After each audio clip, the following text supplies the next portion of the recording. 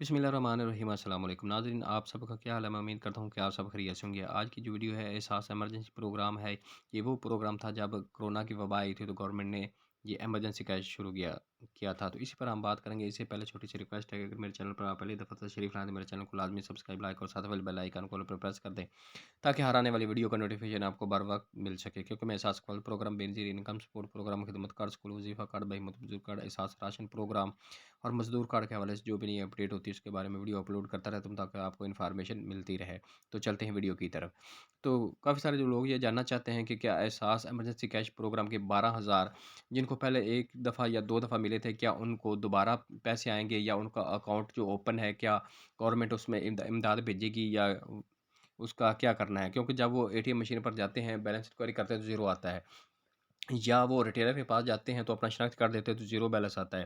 तो इस हवाले से वो ख़वातीन जिनको 12,000 की पेमेंट मिल चुकी है, तो उनके बच्चों के बारे में बात करते हैं कि उनको वज़ीफ़ा मिलेगा कि नहीं।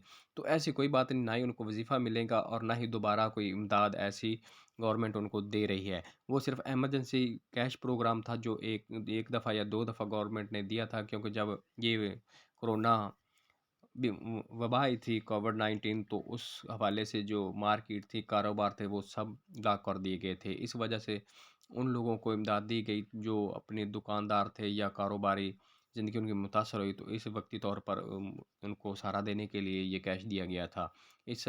तो ये दोबारा अब कैश उनको नहीं मिलेगा। तो क्योंकि अकाउंट जो होता है वो एक दफ़ा बन गया है, तो वो इस तरह शो होता रहेगा, उसका कोई मसला नहीं, ना ही उसमें इमदाद आएगी।